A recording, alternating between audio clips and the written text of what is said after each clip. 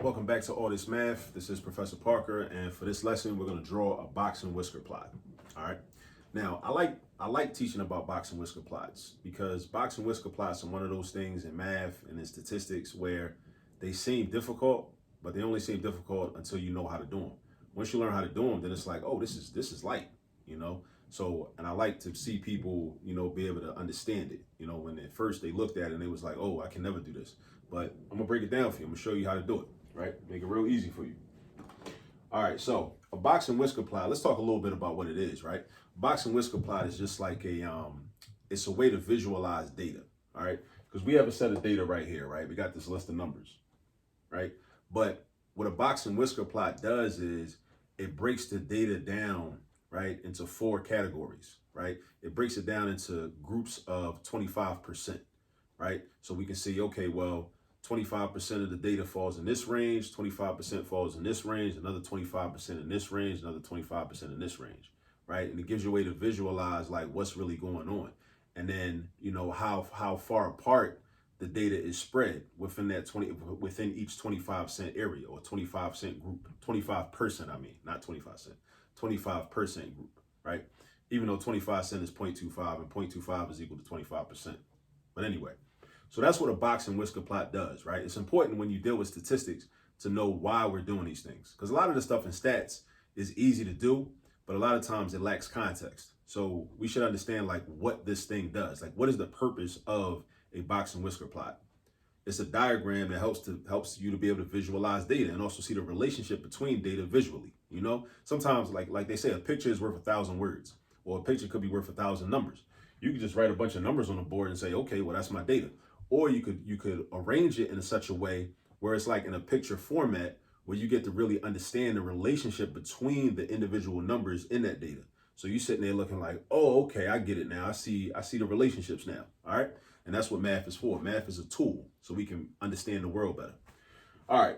So how do we make a box and whisker plot? First, we need to come up with some information.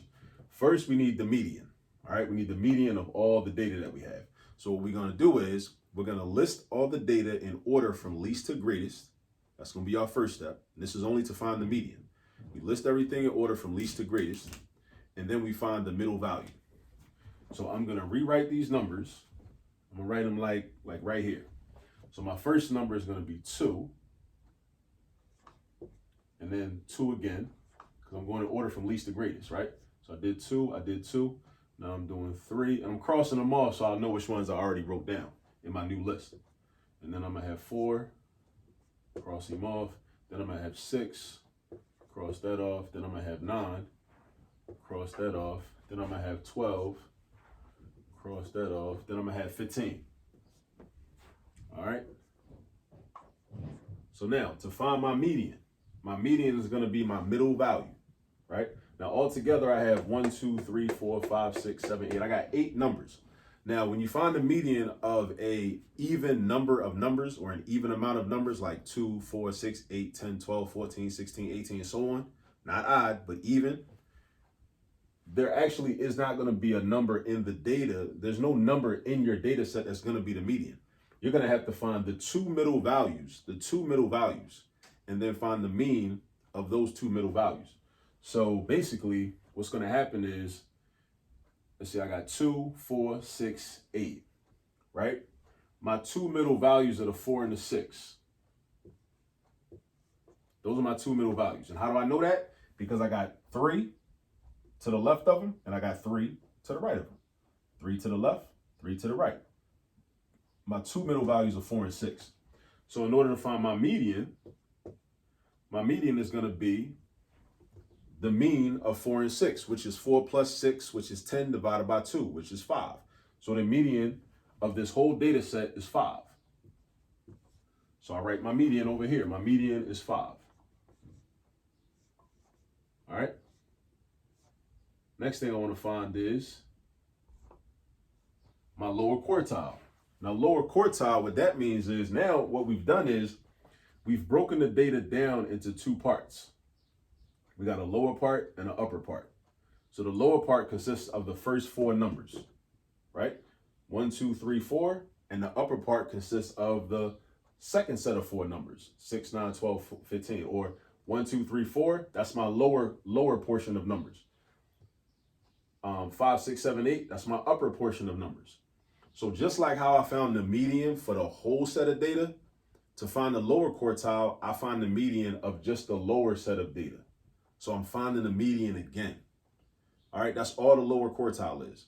It's almost like I'm just finding the median of a smaller group within the larger group of data. So I got 2, 2, 3, and 4, right? I need to know the median of 2, 2, 3, and 4. So again, that's an even amount of numbers. It's 4 numbers.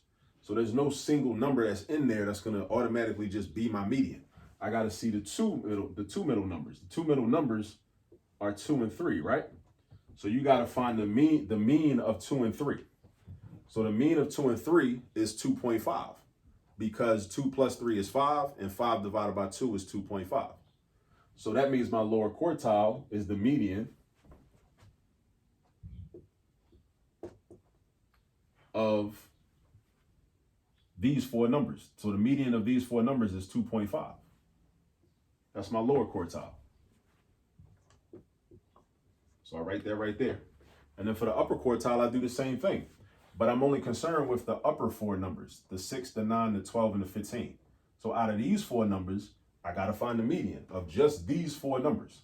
So at first, I found the median of all the numbers, which was 5. Then I found the median of the first 4 numbers, which was 2.5. Now I'm going to find the median of the last 4 numbers, 6, 9, 12, and 15. So that's going to be between 9 and 12 because I got 6 and 9 and 12 and 15. The median is in between those.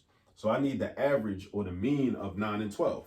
So what I'll do is that'll look like this. 9 plus 12 divided by 2.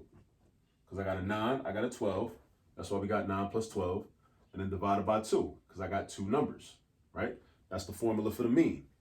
Add up all the numbers and divide by the number of numbers. So 9 plus 12 is 21. Divide that by 2. 21 divided by 2 is 10.5.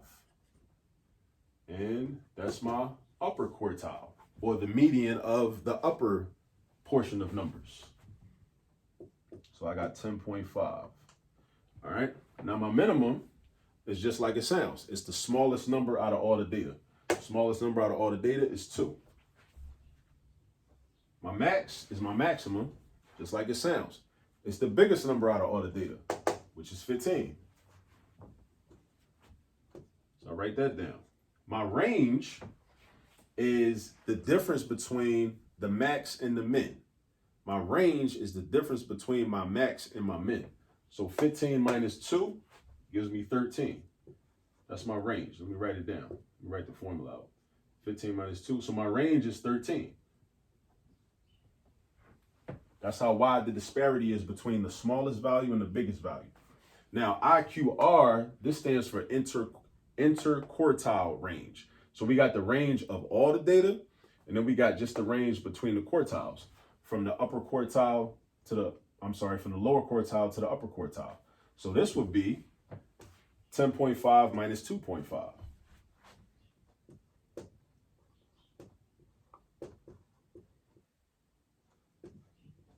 Which is 8.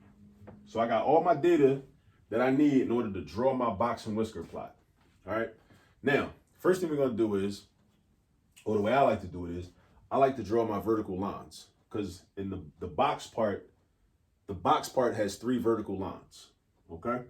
So, well, first I need the label. Here's my number line that I'm going to use. We got to use a number line, but I need to label my spaces. So what I'm going to do is I'm going to go by 2s, right?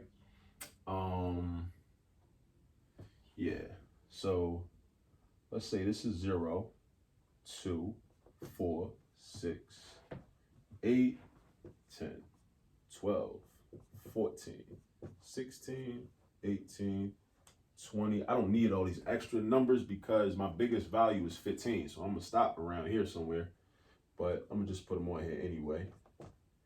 And 26. All right, so first, I put a vertical line above my median. You put a vertical line above your median. My median is 5. How do I know that? Because I wrote it right here. Why did I write it right here? Because I figured it out, right? The median is the middle value out of all the data, okay? I had to find the mean between 4 and 6, the two middle values. So here's 4 and here's 6. So I'm gonna put a vertical line like smack in between where 5 would be. So I'm gonna do that, all right? Then I put a vertical line where my lower quartile would be. My lower quartile is 2.5, so it's gonna be, so 3 would be halfway between 2 and 4, so it's gonna be a little bit to the left of that. So we right here with it, all right? And then my upper quartile is 10.5, so I go to 10 and go a little bit to the right of 10, and that's gonna be right here. So I got my 3 vertical lines, my median, my lower quartile, and my upper quartile. Median, lower quartile, median, lower quartile, upper quartile.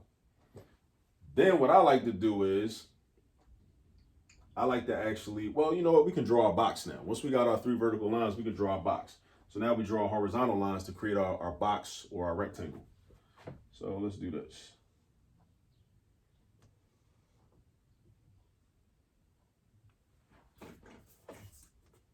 You don't gotta be perfect, but I'll be trying to be a little neat if possible, you know?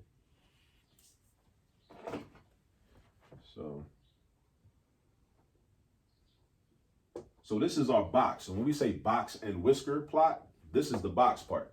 This is the box part. And like I said earlier, the purpose of a box and whisker is to be able to tell the relationship between the data. So 25% of the data is between this lower quartile and the median. Another 25% of the data is between the median and the upper quartile. So as you can see, from the median to the upper quartile, the data is much more spread out because this rectangle is much wider than this rectangle, right? So again, like I was saying earlier, the purpose of a box and whisker is to be able to kind of gain information about the data that you're dealing with and kind of visualize to see what's really going on. Now, the whisker part, this is how you find the whisker part. The minimum is 2. So we go to 2 and we put a dot.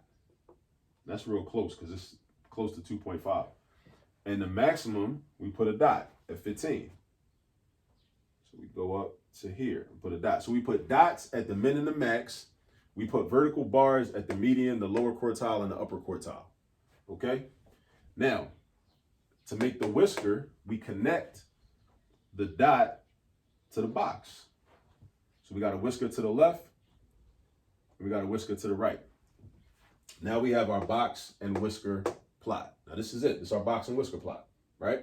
So another thing you need to know is that there's 25% of the data is in here, 25% of the data is in here, 25% of the data is from the upper quartile to the maximum point, and 25% of the data is also between the minimum and the lower quartile.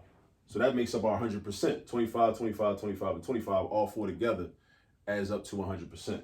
So this kind of, you also kind of can see that the data is kind of spread out from 10.5 to 15, more so than it's spread out from 2.5 to 5, or especially from 2 to 2.5. It's not spread out that much at all. It's real tight, you know what I mean? So that's what that's how you make a box and whisker plot, and that's what a box and whisker plot is for, in order to gain information, you know, about data and kind of see it in like picture format, right? Which can be helpful, right? You know, like they say, a picture's worth 1,000 words, a picture's worth 1,000 numbers, you know?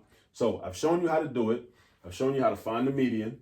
I've shown you how to find the lower quartile, how to find the upper quartile, how to identify the minimum, identify the maximum, find the range, and find the interquartile range, right? Showing you how to do all those things. Now, and that's really all it takes to draw a box and whisker plot. And you got to take this information through your vertical bars for your median, lower quartile, upper quartile. Do your dots for your minimum and your maximum. And then connect the upper quartile and lower quartile bars to the max and min. That's going to be your whiskers. So it's called a box and whisker plot for a reason. Your box are these 2 rectangles, right? That you have. And sometimes you might have one rectangle. It might look like you have one rectangle if there's an overlap. But your whiskers are the distance between your lower quartiles and your minimum, and in your upper quartile and your maximum. All right. But you need to practice this. All right. I've shown you how to do it. Now you got to go get some practice, make up some data, or ask your teacher for some sample problems so you can practice making box and whisker plots. And also ask your teacher for some examples where you have to interpret the information on box and whisker plots that you're given. All right. Like we talked about how, okay, 25% of the data is in each of these 4 parts. All right. 25% in this rectangle, 25% in that rectangle, 25% between the lower quartile and the minimum value, 25% between the upper quartile and the maximum value. All right. And based upon how wide those pieces are, you could tell either how closely packed together or how similar the data is or how disparate it is or how spread out it is, you know? All right. So go get some practice and I'll catch up with you on the next video. Peace.